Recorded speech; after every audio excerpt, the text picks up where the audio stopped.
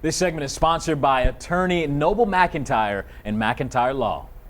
Welcome back to Living Oklahoma. Now it's time to honor a local teen making a difference in their communities. Yeah, we call this segment a noble cause, and it's all about recognizing youth who value others and love to give back. So welcome back, prominent Oklahoma City attorney and philanthropist Noble McIntyre, joining us live from his office. Hey, Noble. Hey guys, how are you? Good to talk to you again today. Who we have now today is Madison Nickels from Enid, Oklahoma. 15-year-old. She started 4-H as a clover bud. I like to say they went straight from diapers to pull-ups to clover buds. And so she has been in it for a long time. Her mother, who's standing here behind the scenes, you can't see, was also in 4-H and still works in a 4-H organization. So this has become a very important organization to the family. Madison has a project that she has started that's near and dear to her heart. Madison, why don't you tell us, we were talking earlier about what it is you're doing and how out of 1,000 different things that you could decide to do, you picked this. And as I was telling you, I said, look, the folks out there don't know why you picked it. They don't know your passion. So your job in this interview is to explain to them why this is such a big deal to you and how you get joy out of it. So tell us a little bit about what this is in your hands and why you're doing it. So the 4-H program taught me how to sew, and that's one of my biggest passions is sewing, and I use that for my community service project. So I sew these cool ties for the troops and send them to Operation Gratitude, who puts them in care packages.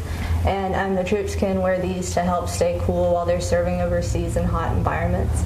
And then these paracord bracelets they can wear. And they can use the material for a variety of things. And now, as you send them out, you said, I think up until this point, you've sent 300 or 350 of them, is that correct? Yes, I've sent 350 cool ties and then 100 bracelets. Okay, and you send them to an organization in California. How did you find that organization that would help you then get these to the troops? My grandmother actually heard of the organization from a friend who was sending stuff to them as well, and so she told me about it. I was like, oh my goodness, I want to help with that. Now, when you send them, I asked you earlier, I said, do you get any feedback? Because look, as we do things in life, obviously we don't do them necessarily to get gratitude and feel good about ourselves. We're doing them to help others, and that's why you're doing this. You're doing this because you saw a need and it was passionate in your heart and you wanted to help. But sometimes as we do stuff, occasionally you want to feel like or know that it's making an impact. Tell me what kind of response you're getting back from them that lets you know that what you're doing, that you're on the right path and you're doing something good. Every time I mail them something, they always send me back a letter just thanking me for giving them items for the care packages, and I love realizing that they've actually received my donation. Do you have any family members that you know that have served in the military? I've had great grandparents and uncles that have served, but none that I've ever met. Okay, well, if you had met them and if they were here to talk to you today, they would tell you that getting things from home is their connection to home. Especially back in the old days before you had the internet and they could just make a phone call. Getting letters and cards and things from home let them know that, look, the people back in the United States appreciated what they're doing. So I assure you that even though you're not seeing the people that are receiving this and you're not talking to the people that are receiving this, when they open that up, it makes them feel good that somebody's doing something for them.